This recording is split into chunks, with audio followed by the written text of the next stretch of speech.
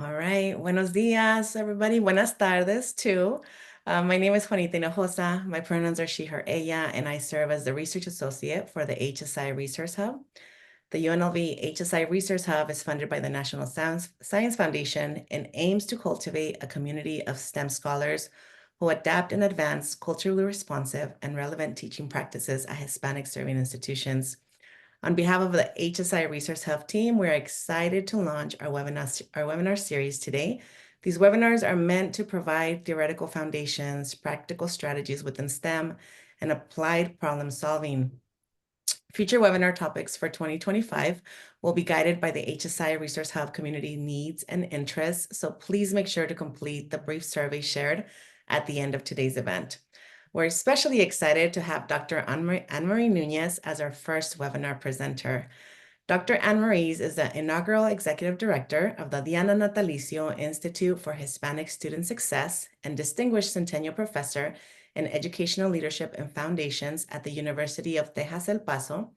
Her award-winning research employs sociological approaches to examine how multiple social identities shape educational opportunities.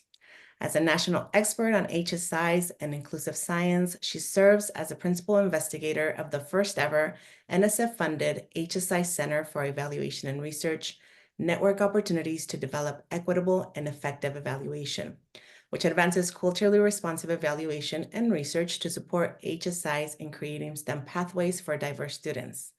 She has also collaborated extensively with the Computing Alliance of Hispanic-Serving Institutions, an alliance of over 40 HSIs and other partners to raise Hispanic attainment in computing fields. As part of this work, Dr. Núñez has focused on how HSIs can apply the concept of Hispanic-Servingness to build mutually beneficial partnerships to promote culturally affirming experiences and outcomes for Hispanic students and in computer science and other fields. Widely recognized for her outstanding scholarship and leadership, she was recently elected to the National Academy of Education. If you can help me in joining, there's certainly some of the reactions that you're welcome to use. Please help me in welcoming Dr. Anne-Marie Núñez. We appreciate you being here today, and the floor is all yours. Thank you so much for the opportunity to help your hub launch this important webinar series. This kind of work is more important than ever before. So I'm going to talk a little bit, today, give you a little bit of the breakdown of the session. I'm going to start with a background on HSIs, like a brief historical background. I know that there are people with different levels of knowledge that are coming in. And I know some of you here are doing this work on the ground daily. And, some of you who may be newer to the work. So I'm going to offer a brief historical background. Then I'm going to talk about frameworks and lenses related to servingness, and particularly emphasizing servingness, discuss the application of servingness in STEM, and finally discuss the benefits of servingness, broadly speaking, and how that can really support economic and workforce development and diversify the science enterprise. And then after I provide these ideas as a departure point for conversation, we'll have the opportunity to have breakout rooms on the basis of your interests. And I have some of my staff are here to help facilitate those conversations. And I'll talk a little bit about that as I move forward.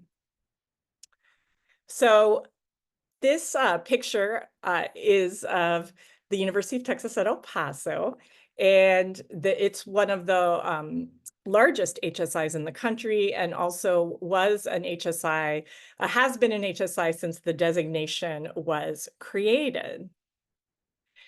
The origins of Hispanic-Serving Institutions as designated institutions started in 1972 when the Hispanic Higher Education Coalition hearings began to develop support for Hispanics in higher education in Congress and in other settings.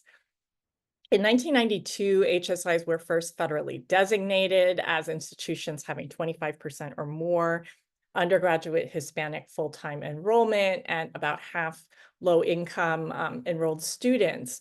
At that time, there were 189 HSIs.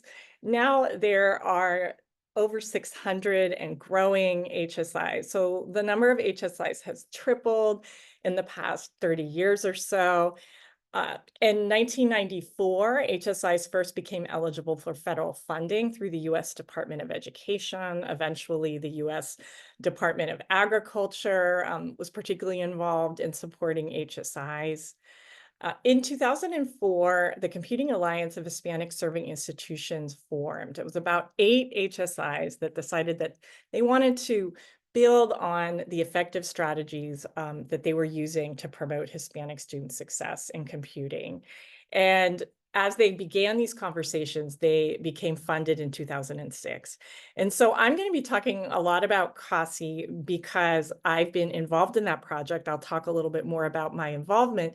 And also because it's one of the oldest standing alliances of HSIs. So it's 2 decades old. And so there's a lot that can be learned from the different strategies and approaches that these institutions themselves have adapted over time. I actually began my career as a faculty member in 2007 at the University of Texas at San Antonio, which is another large HSI in the state of Texas. And part of what motivated my work on HSIs was I had been doing research on Hispanic student success, and I arrived there and knowing that it was an HSI, and I thought, okay, well, I need to understand the context within which I'm working.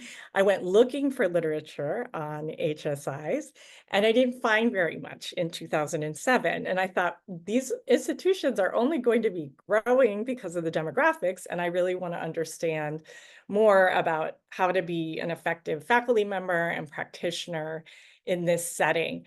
And so I started publishing in that area in 2009 when there wasn't necessarily as much visibility or interest in that topic.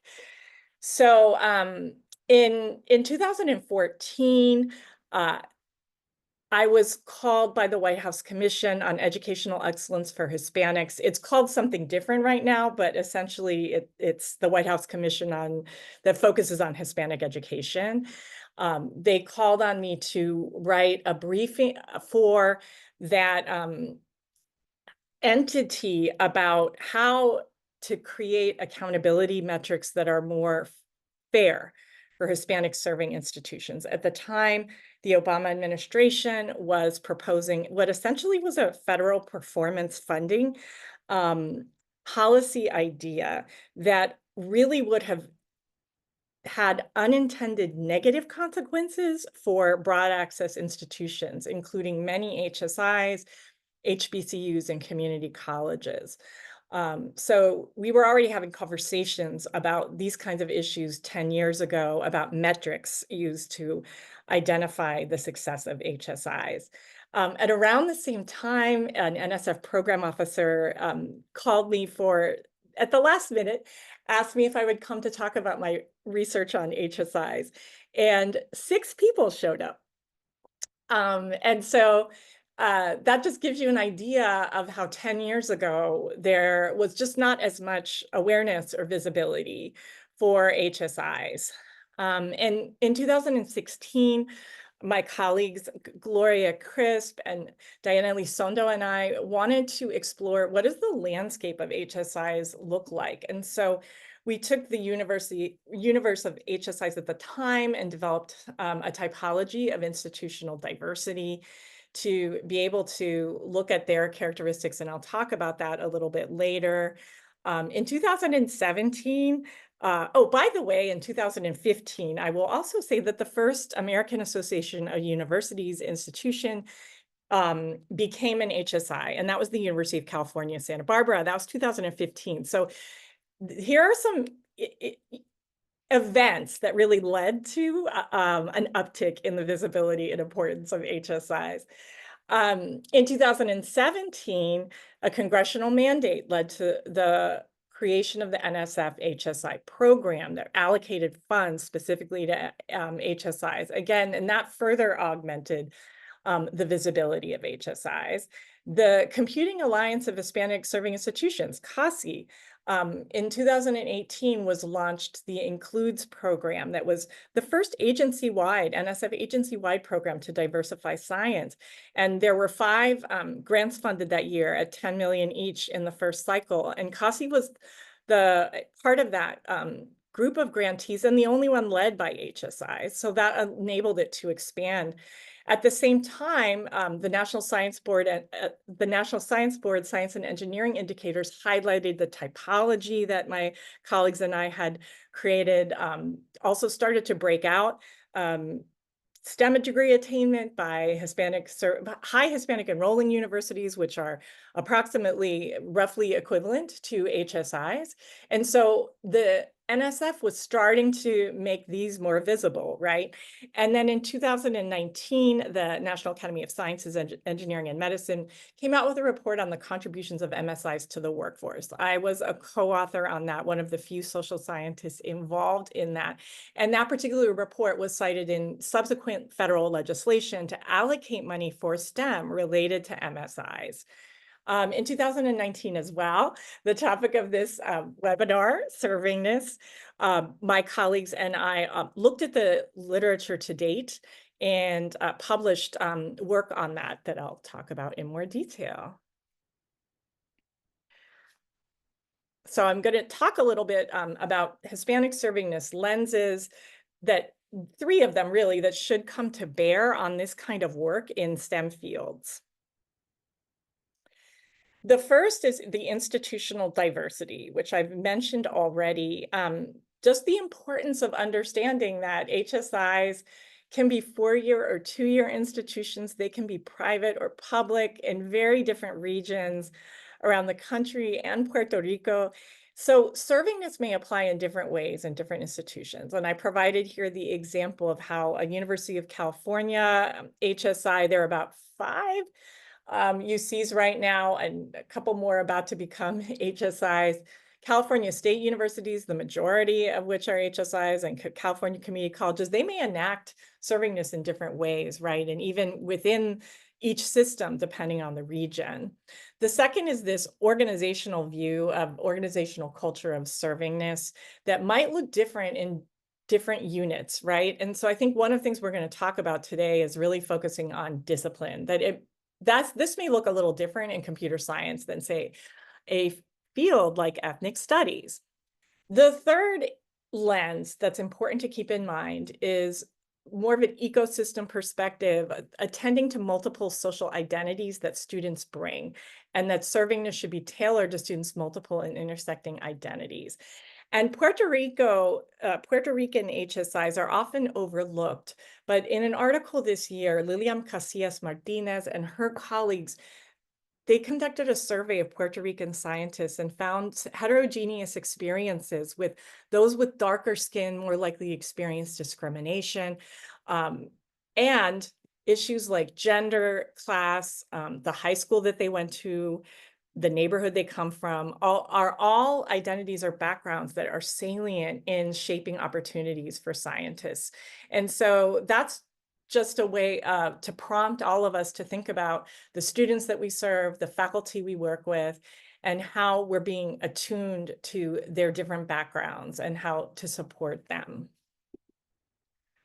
So I'm going to briefly review this institutional diversity typology of HSI. So you'll notice this was conducted in 2016. And I know that I mentioned that I have some of the staff for this new center that was referenced earlier on here. So my colleagues, Amy Wagler and John Garza in particular, who are here with us, we are actually updating this. I've been asked many times to update it, and we are actively working on that right now.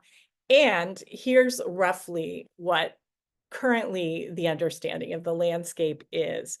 So not the majority, but the largest share of HSIs are what my colleagues and I in this statistical cluster analysis, we took institutional characteristics from the institutional post-secondary education data system to identify, right? Look at what kind of factors clustered together. And so about 3 and 8 are what we called urban enclave community colleges in areas with cities, typically with high Latinx settlement. And the second groups that are about 1 in 5 each, first of all, are what we call big systems 4 years, which are these University of California, California State University, City University of New York. So these big 4-year institutions in public systems around the country. About 1 in 5 are in Puerto Rico. And again, some of my colleagues and I just spent about a week there visiting HSIs. And so if we have anybody there, if we have anybody from Puerto Rico here, you'll know that these institutions tend to be overlooked in conversations around HSIs, but are clearly a really important group. Just over 1 in 10 are what we called rural dispersed community colleges in areas where there's not historically not a lot of settlement, rural areas with lower economic activity. About 1 in 10 are what we called small communities 4 years. These are primarily like private institutions and tend to be smaller. Some of them are Jesuit, like St. Edward's University in Austin. And then finally, just a couple of special focus institutions, health sciences institutions, one in San Antonio and one in Puerto Rico. So that just gives you a sense of how these different missions might play out in Servingness and in respect to science. Like these different kinds of institutions may have access to different kinds of lab equipment, different kinds of capacity. And so those kind of resources are really important when we consider Servingness in STEM fields. I'm now going to talk in more depth about Servingness. And so this origin of this particular concept came from an article by Gina Garcia in the American Educational Research Journal in 2017, really focused on organizational identity. So if institutional diversity is more of looking at the systems landscape, this is much more looking at organizational culture of each HSI. And so there had been a long-standing concern that Hispanic-serving institutions being defined by enrollment as opposed to mission were merely enrolling students, right? And maybe only motivated to get the grant funding and those kinds of issues. And so she developed a typology that about which one axis was culture and the other axis was outcomes, ranging from low outcomes and less of a affirming organizational culture as Latinx enrolling, perhaps some institutions, including those that I would argue have better resources. I think the research would say those that have more resources might be Latinx producing. They have great graduation rates. However, they may not provide very culturally affirming environments for their students. And then a really key question here becomes who's in that upper right-hand quadrant, right? How to get there, how to become more Latinx serving is critical. And so Gina Garcia, Vanessa Sansone, and I, in 2019, we synthesized the literature to date on HSIs. And I will say, and I'll reference this literature later, that literature has really expanded within the past 5 years. And that's very, very exciting. At the time, we synthesized the literature from that period. And when I talk about this, I will say that servingness is a departure point for transformation. Even in this article, when I show you the initial chart, there are other elements of servingness that we've identified since then, some of which I'll talk about. But this is the term that has been taken up by scholars and even by National Science Foundation to really try to characterize the culturally affirming environments that HSI should strive toward. So what does the S in HSIs mean? And again, this is a figure from that original article. And what we really talk about are 3 levels, and I'll break these levels down a little bit more in a moment, but this is kind of the holistic view of all of them together, right? How are experiences and outcomes that are culturally affirming for students, and that's one level, these experiences and outcomes, how are they cultivated by structures for serving that are intentionally constructed by HSIs? And so these structures for serving are kind of the second level. And then this work is taking place within a larger environment of navigating external influences on serving, right? And that external boundary management that institutions must engage in with federal, state, and local legislators, institutional and state governing boards, community leaders, and alumni. And even one example of what we didn't have on here at the time was accreditation, right? And so one of the issues that is particularly important to STEM and engineering is not only are institutions addressing like accreditors, so where I am in University of Texas El Paso, SACS, Southern Accreditation Association, they're also dealing with ABET, right? There are these disciplinary accreditors that STEM fields are dealing with over and above institutional accreditors. So considering how all those work, it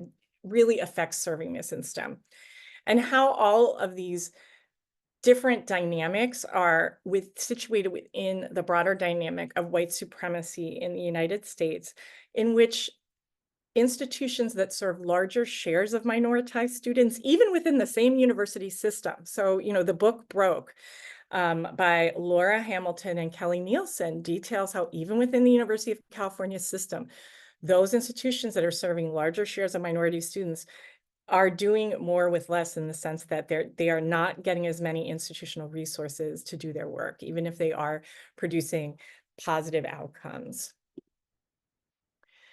So this is just kind of zooming out for a moment, right? This literature synthesis to move toward addressing servingness, these themes, outcomes and experiences, internal organizational dimensions, and external influences. How do they play out? So level one, if we're thinking about these experiences and outcomes, how are institutions creating affirming learning environments? How are discrimination and tokenism, how are they being mitigated? And the culture of science itself, as philosophers like Sandra Harding, more recent work by Erin Check, I think that's how you pronounce her name, and Mary Blair Hoyt have talked about, these often separate social identities from work in science, and that can lead to discrimination and tokenism when these identities are not recognized. So how can validation and affirmation of students' experiences and recognition of their intersectionality in these categories I've talked about be cultivated toward positive academic outcomes like course completion rates, graduation and completion, post-baccalaureate options? I should say that one of the things I was talking about since 2014 in the piece for the White House Commission on Educational Excellence for Hispanics is, how are we measuring graduation rate? Is it more appropriate to look at a 4-year, a 6-year, or an 8-year timeline? Because a lot of students might be working, a lot of students might be taking care of families. So this is where the issue of metrics comes into play, right, and evaluation. Non-academic outcomes, so academic self-concept, social agency, integrated racial and ethnic identity, which I'll talk a little bit more about later. And then here, how are internal organizational environments creating practices and policies that promote servingness? How are leaders in their strategic and diversity plans, you know, messaging the importance of an HSI identity, messaging the importance of supporting Hispanic students and faculty, and recognizing really that success for those groups is success for all in terms of these organizations. How to build compositional diversity in terms of faculty, staff, administration, and graduate students. Right now, about 20% of post-secondary enrollment is Latinx, and yet, you know, overall, the composition of the faculty, depending on, you know, whether you're looking at tenure or tenure track, is about 6% in the nation. And so how to move toward parity and be representative of the students that are being served here. how to advance culturally relevant curriculum and pedagogy, with particular emphasis of this resource hub, and how to develop programs and services that will be successful for minoritized students. And of course, these can include NSF HSI program grants. They could include Department of Education grants. But another thing that we hope, right, in terms of structures for serving is that these kinds of practices would be institutionalized in some way or become part of the broader institutional culture once, say, the grant runs out.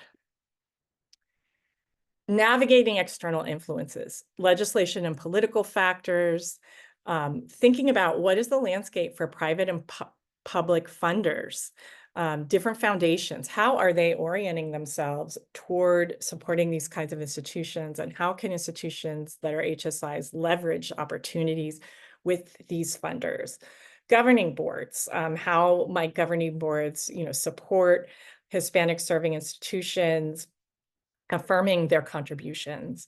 Community leaders, alumni, I've talked a little bit about accreditation and partnerships, say partnerships with industry, and or like the CASI itself is a partnership that was voluntarily formed by different HSIs to learn from one another about successful practices.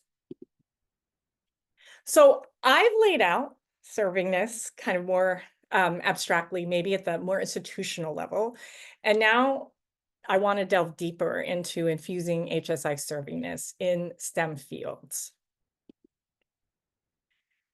There's a limited body of research today on these issues. Most research on HSIs, and this is, according to recent reviews by Marin and Aguilar-Smith, Rowe and her colleagues, and Ruji Mora and their colleagues, within just the past 2 years, has noted that most research on HSIs has focused on, or has not focused on organizations, faculty, administrators, or staff, right? And that that limits the capacity to talk about how organizations can cultivate servingness in STEM. And the organizers of this session kindly shared with me some of the great questions that audience members contributed beforehand. And I think that those are some of the questions that say some administrators had, right? Like how can we support our faculty in these efforts?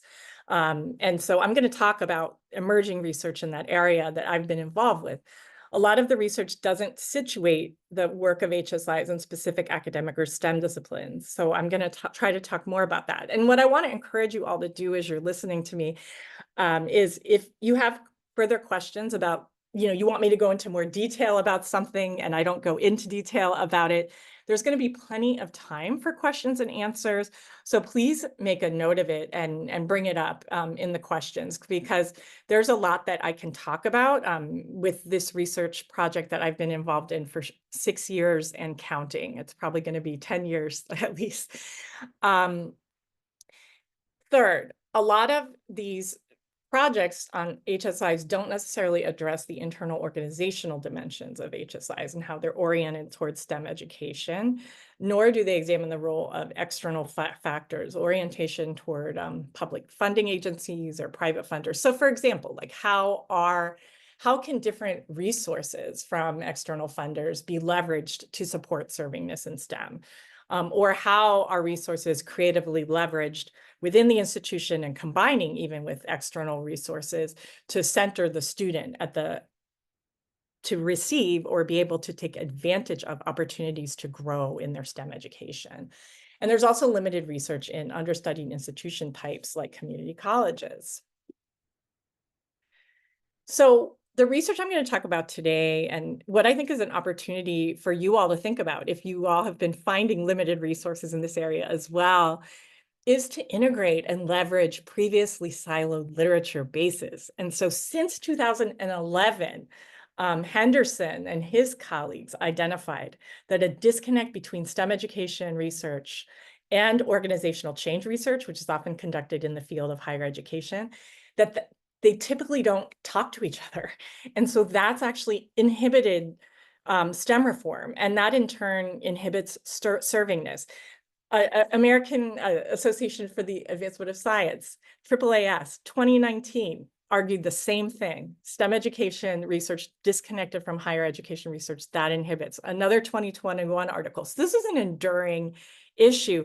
We're not even talking about HSIs here, but that really inhibits reform in STEM education. And then when we, on top of that, consider that most of this research has been conducted in historically white institutions, which is a limitation that the National Academies report that I was involved in 2019 identified as a limitation and an opportunity, then a lot of this literature on STEM education and STEM reform is not even based in the realities of HSIs or of the students they serve. And so trying to integrate and leverage these three bodies of research is really important in moving ahead. And any of you right now who are involved in this work, I just encourage you to consider how to put these in conversation with each other, which is recommendations of a lot of these this literature to be able to enact transformation in STEM fields. So I'm going to discuss the Computing Alliance of Hispanic-Serving Institutions as a case for integrating this particular these sets of literature. And what was really interesting is one of these literature reviews in 2024 highlighted that one of the exceptions to all the limitations I mentioned was the literature that my colleagues and I have done on CASI. And so this is social science research that's looking at CASI as, in essence, I'm going to talk about it as a case study of servingness in STEM that's situated in the discipline of computer science, which is one of the least diverse disciplines by both gender and by race. And so I think one of the promising takeaways from this is if this can be done in computer science, it should be able to be applied in biology, chemistry, other disciplines that have higher representation of Latinx. So as I mentioned before, it was formed in 2004, first funded in 2006. It's led out of the University of Texas at El Paso by Executive Director Ann Gates, who herself is a computer science professor. So she is situated in that discipline. And, 20 years ago, with other colleagues at other HSIs, had this idea, like, let's form strategies. Let's come together around what we're doing and take an assets-based approach to promote Hispanic student success in computing. And so it's grown to 40 plus HSIs and 30 other partners. So again, we're thinking about external boundary management, right? So they partner with Google. Google has supported both student efforts. There's also Google has supported Googlers in residence on some of these campuses. So they will go to campuses and teach problem solving, for example, or students can go to Google. They might go to the San Francisco Bay Area to work for a semester, right? That's just an example of an industry partnership. Nonprofits, so Great Minds in STEM, which is focused on Latinx in computing. They have an annual conference and students are supported by CASI funding to attend this conference. Gender is also an important issue. And so the Grace Hopper Conference in Computing also is an area where CASI students will attend. Even Richard Tapia, there's a conference run by, inspired by his work. He's a well-known computer scientist. And federal funding, of course, by NSF. The goals are to serve as an integrated voice for Hispanics in computing, to advance inclusive practices and policies. So for example, CASI's been called on, sometimes we'll receive drafts of federal legislation that's related to allocation of funding to HSIs in STEM, and we're asked to provide input. The second ultimate goal is to raise the Latinx share of computing credentials to 20% of credentials earned in the US in this field by 2030. So the social science research that I conducted focused on it started in 2018 on how do CASI departments' organizational behavior support Latinx computer science student success. And then more recently, we've extended that work to consider how that behavior is sustained over time. And I think I've already talked about the gaps in the research literature that we are trying to address. We selected 4 campuses out of the CASI network that vary. None of them were in the same state. They were all in different public university systems in regions all across the country. We conducted a total of 102 interviews across the 4 of them. So we visited them in person. And In case you're curious, the last day of data collection in person was the first day that the pandemic was declared, right when human subjects was shut down. And so that actually was part of what sparked my interest in furthering the research to understand the sustainability of some of these practices that we saw. We conducted observations of classes, faculty meetings, professional student clubs, and also reviewed documents like strategic plans, curricular sequences. So we also spent the past 6 years regularly observing, being participant observers in the CASI network. And so all that qualitative data that we collected and transcribed, we employed the constant comparative method to identify themes in the data that I will talk about. So a very big strength of this study is that we connected with multiple roles and employed multiple data sources to bear on this. So I am going to now walk through a slide that is from a publication, and there are references at the end of this. And one of the things I should mention is that the organizers of this webinar invited me to write a short paper that I'm calling a primer on HSI servingness. And so the references are located there, as well as at the end of these slides. This is from a piece that I published in Change magazine in 2022.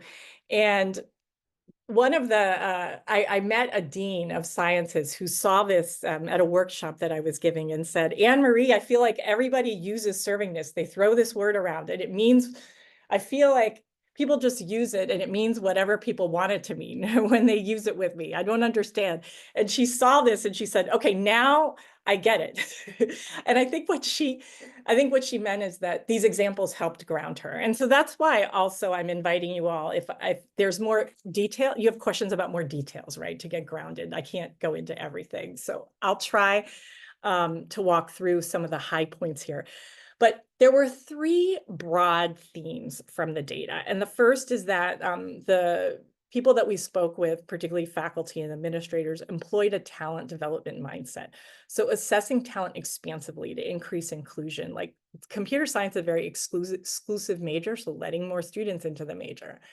A lot of even highly active researchers even talked about that teaching had a greater impact than their research, how important it was to them. Seeing students' assets like bilingualism and working with those is important. Making it acceptable for students to fail and try again, which might be really important in aspects like coding. And then recognizing who the students are and enacting flexibility. So, and what I mean by talent development here is rather than assuming, say, that students aren't interested because they didn't show up to class, asking them, what's going on, or inviting them to tell, what's going on in your life? How can I understand? And then making adjustments and accommodations for students who might be taking care of parents. The second is creating organizational structures to share responsibility for student success. So we saw chairs really facilitate access to human and financial resources. Faculty, understandably, at many of these HSIs have many competing responsibilities and are very busy, but chairs were really attuned to, say, taking external funding or sources of funds like from NSF or maybe from industry funders, and maybe coupling them or helping faculty figure out how to leverage institutional resources with external resources, and then, say, creating undergraduate research opportunities during the summer, maybe extending some of these undergraduate research opportunities that many of you know are so successful in promoting success and servingness for Hispanic students in HSIs. Hiring student-centered personnel who, teach, faculty who are focused on teaching, staff who relate really well to the students. A lot of times, and I'm getting to staff, a lot of the staff may have been more representative of the students in terms of being from Latinx backgrounds. Only 3% of tenure line faculty in computer science fields in the United States are Latinx, 3%. And so that really reinforces the importance of sharing responsibility. So just like as would be the case across the US, some of the departments we visited didn't have any Latinx faculty. And so, but sometimes the staff were Latinx. They had gone to the institution and they were able to relate to students, and they were included in faculty meetings. They were invited to bring feedback. So, engaging staff. Disaggregating and monitoring student enrollment and graduation data by race and gender. The part of the CASI project is regularly these different institutions by region will get together and review their enrollment and graduation data, including broken out by race and gender, and employing that to promote organizational improvement. And then looking at student support, this is the third area, holistically. Academic, how to design curricular, pedagogical tutoring experiences.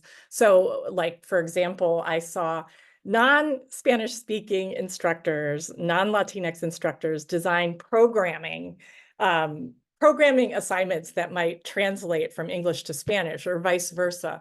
Or I would talk to a non-Spanish speaking instructor who would say that I actually invite my students to talk out sometimes their answers, because I find that some of these students, particularly Latinx students, are really great at verbal expression. And so that helps me help them get to writing down their assignment, right? And being really attuned to students and their forms of communication.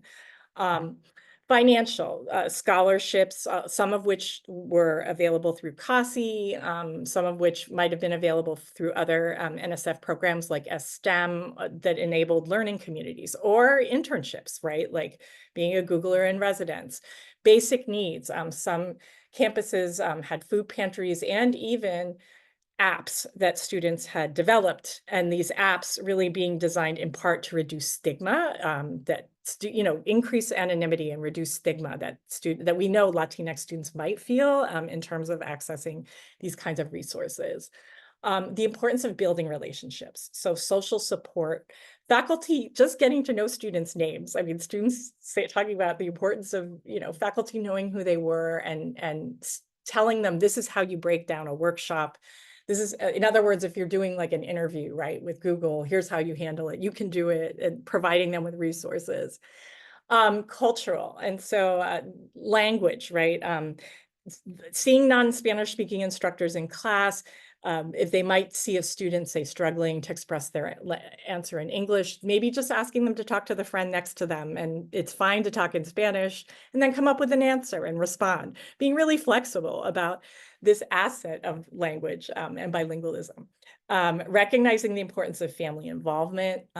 So, even having staff who would help students talk to their parents, particularly Latinx, women, Latinas, whose parents might not want them to go to some of these conferences, like in the career area, helping them navigate how to communicate, how to talk about their successes with their parents and the importance of the benefits.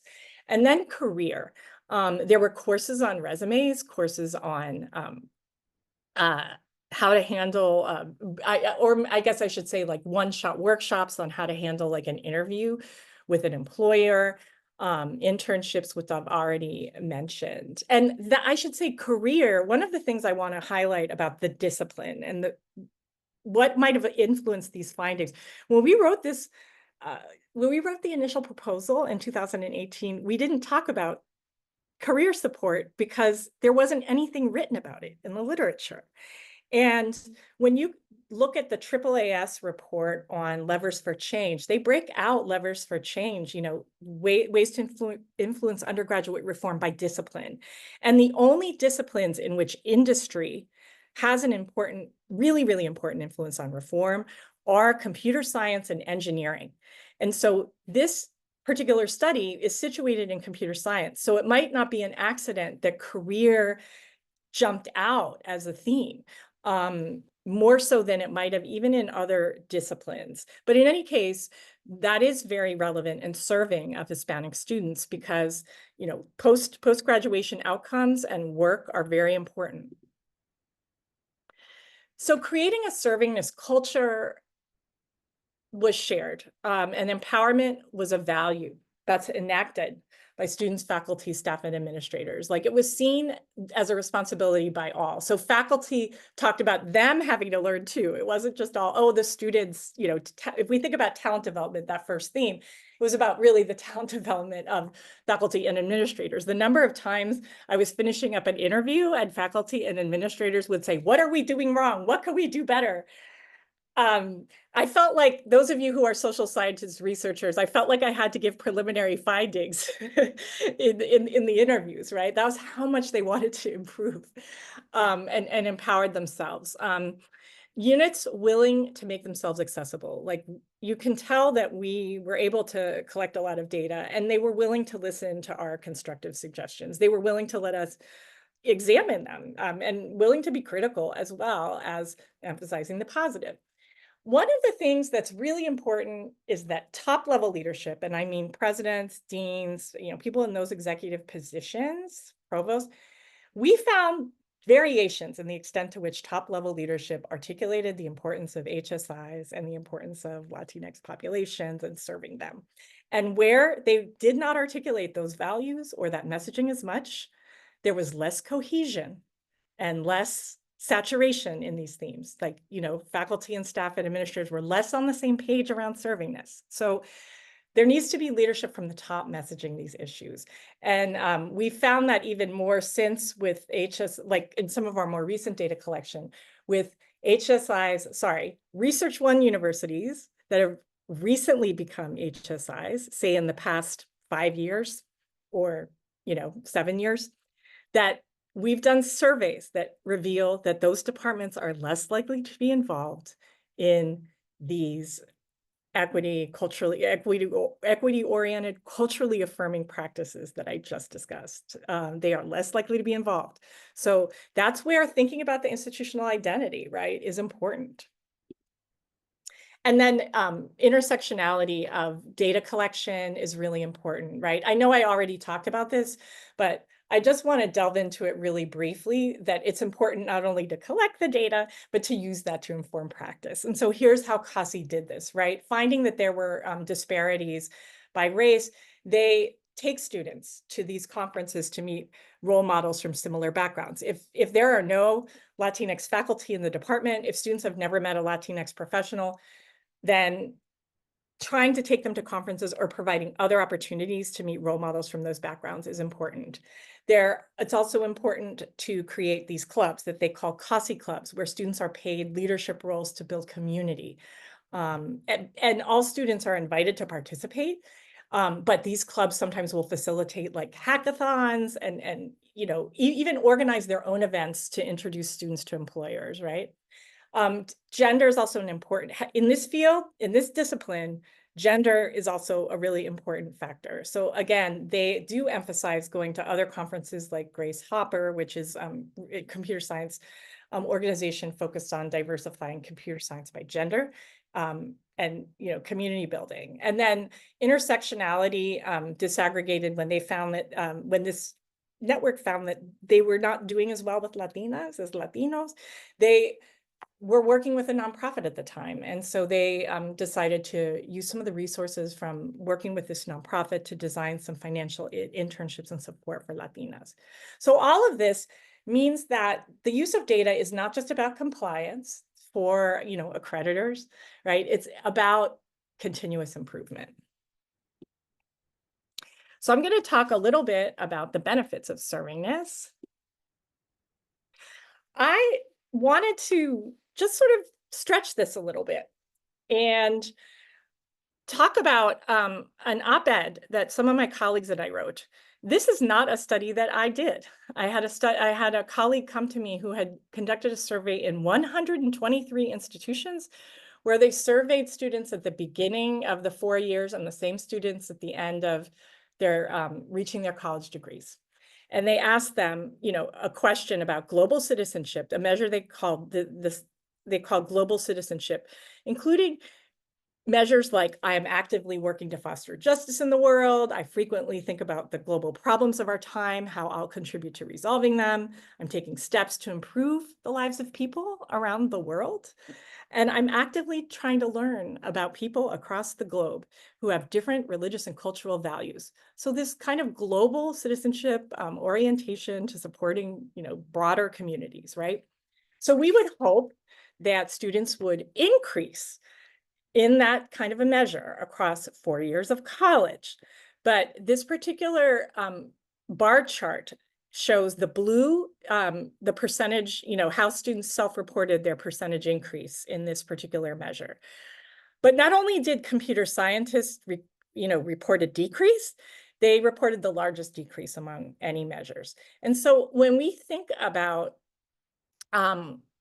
challenges and concerns about the role of technology in our lives, there are popular writers who have said there need to be more diverse voices at the table constructing this technology, right? What is going on in computer science education that we see these kinds of outcomes, and are they associated with these issues in tech related to privacy, related to misinformation?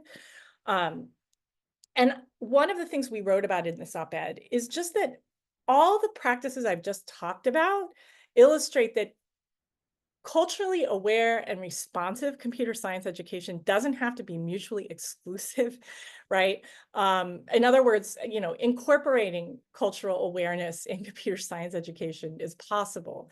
To quote one of the students in our study, she said, "When I first started this major, I just wanted to make my money.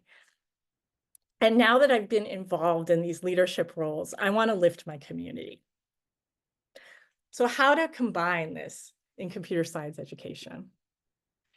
And so here's a quote from one of our faculty. This is talking about a Dia de los Muertos ritual that they have.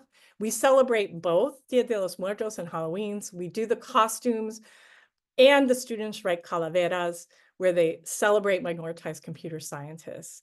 And that helps build community, is what this faculty member said.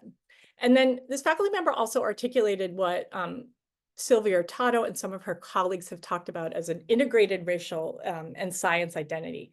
You have to find a place where you feel like you can be yourself, and I think all these activities help students feel more themselves and to embrace what is unique about them. So leadership in a servingness culture, how can this be cultivated?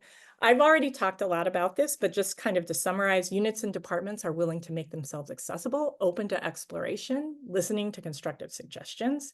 It's seen as collective, that there's shared agency, reflection about what can we do better and what are we doing wrong, and that personnel are listening and responding to students' experiences, that there's feedback loops for that.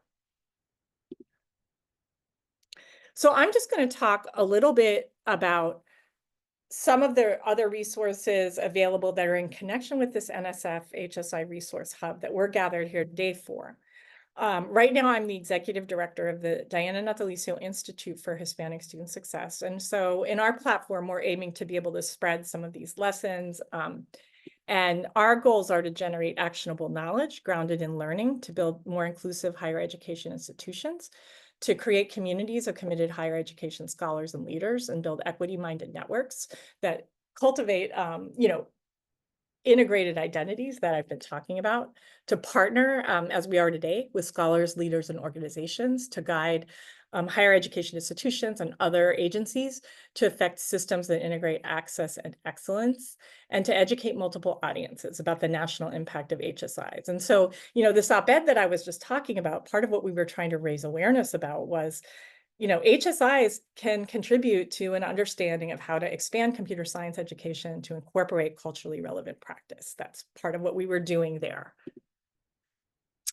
One of the key projects that I want to highlight that's a resource of this institute is the NODE Center for Evaluation and Research and Synthesis. And this is a Hispanic-Serving Institution, NSF HSI program funded center.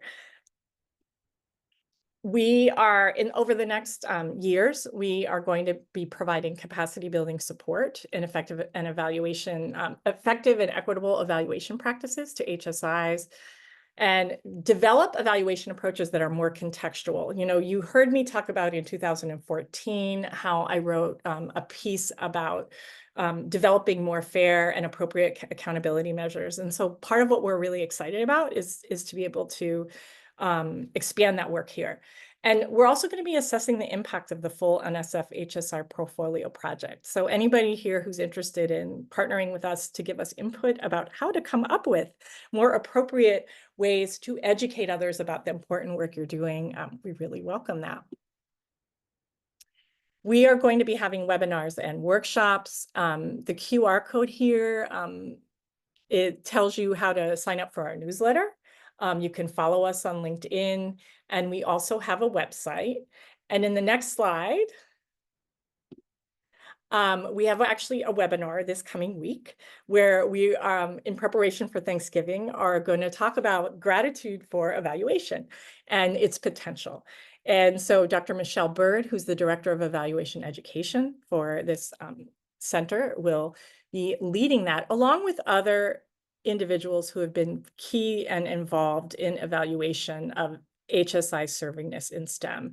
So they're going to talk about how do they build relationships and collaborations with other teams to expand the power of evaluation for continuous improvement and documenting the power of the work that all of you are doing. And so the QR code for that is here, and Michelle Bird is also on this webinar, as I'll talk about in a moment. So in terms of just thinking about servingness in STEM, you know, the institutional context of the HSI matters. It's a collective process. It's important to collaborate, include multiple voices and perspectives. This NSF HSI Resource Hub that you're connecting with is going to be building. They're learning about the interests of the community, connecting with them, connecting with the centers in the HSI network like ours. We're trying to find out what's going on in the community. So, and build resources to be responsive to that. So I actually may go back one and just open it up for questions, and then later on have the opportunity, you know, to have breakout groups for community building, or for you to get to want to know one another and maybe explore some concepts or topics in more depth. So thank you all for the opportunity to be with you in community.